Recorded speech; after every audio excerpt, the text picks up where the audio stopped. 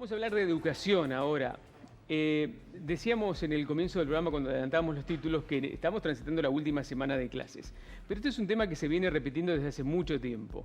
Es como que se han ido sectorizando o segregando los grupos de personas que van a un tipo de escuela u otra, lamentablemente de acuerdo a su clase social. Sí, es cierto. Los chicos de distintas clases sociales difícilmente van a coincidir en una misma aula, salvo que sean en alguna localidad chica, pequeña, en donde quizás hay una sola institución y bueno, todos los chicos de la localidad Sí, una escuela rural. Sí, una escuela rural o de una ciudad muy, pero muy pequeña en ese caso. Y bueno, y el nombre técnico de eso es segregación escolar y por eso Argentinos por la Educación hizo un informe, un estudio a nivel nacional con técnicos del CONICET para saber puntualmente por qué se da esta situación, cuáles son los porcentajes de chicos que pertenecen a una clase alta, una clase media, una clase baja en las distintas provincias, y el estudio también involucra a la provincia de Entre Ríos.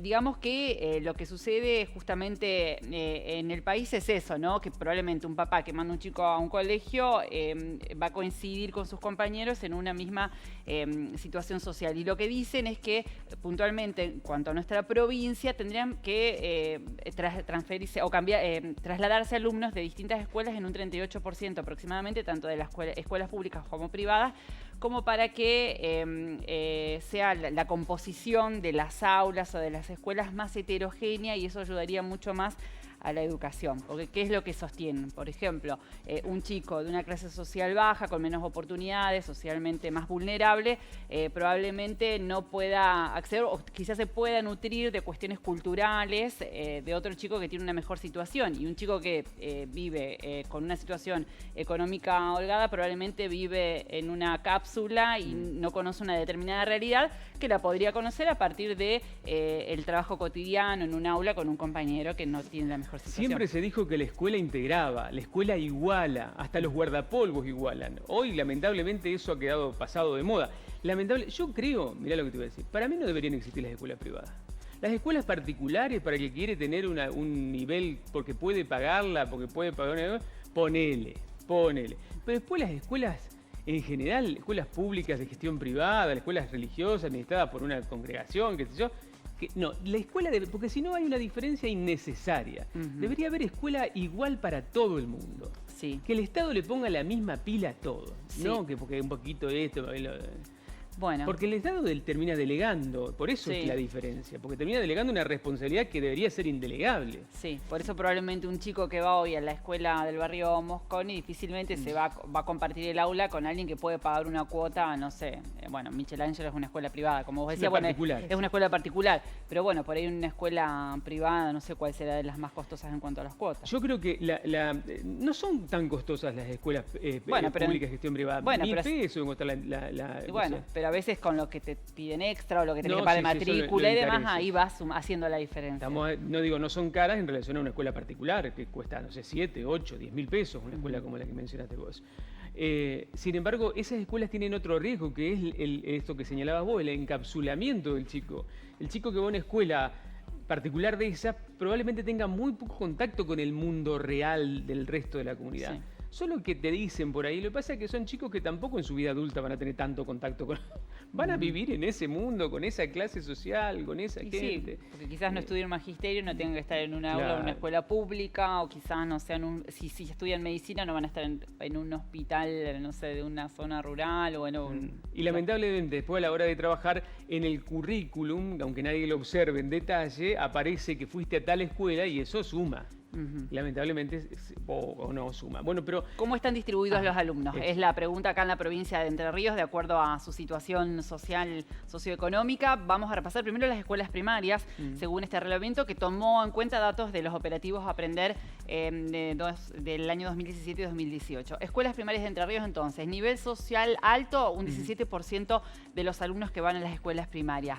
El 65,1% pertenece a un nivel social medio y el 17,9 pertenece a un nivel social bajo. Quedémonos con esa placa porque les voy a contar qué pasa en dos puntos totalmente opuestos del país. En Capital Federal, el 43% tiene un nivel alto y el 3,9% un nivel socioeconómico bajo de los alumnos de escuelas primarias. ¿El 3,9%? Sí, después del 43% nivel alto. Mientras que en el otro extremo, que está Santiago del Estero, el 8,9% tiene un nivel alto y el 39,5% tiene un nivel bajo. Claro. Esos son los polos opuestos a nivel país. El norte y Por eso, y esos son nuestros números, estaríamos en un término medio.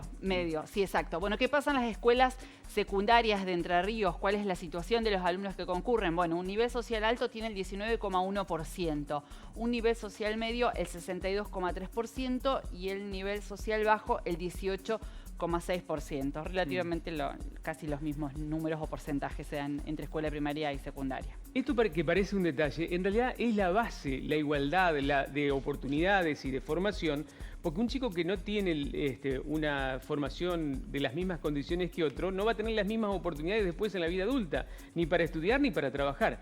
Esta es la base de la tan mentada educación ideal de los finlandeses. Sí.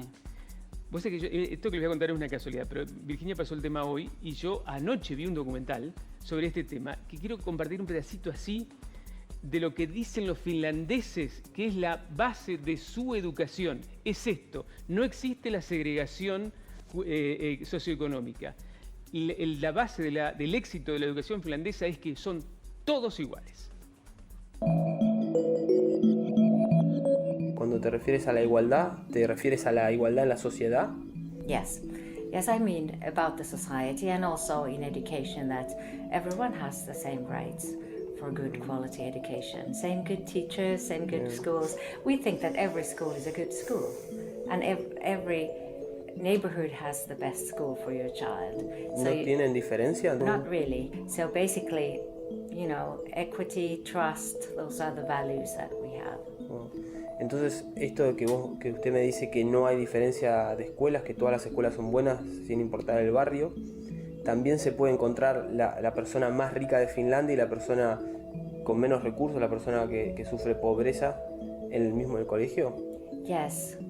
And that's a strength, because it's good to have all kinds of learners, all kinds of people, because you're kind of practicing living in a society, in a school. School is a small society, so it's good to have a variation of people learning together. Las escuelas son públicas y son escuelas de cercanía, de vecindario. Es decir, yo no voy a buscar una escuela para mi hijo va a la escuela que le queda más cerca por proximidad. Y es que ni me planteo buscar otra escuela. Los chicos van todos a las mismas escuelas, comparten los mismos espacios.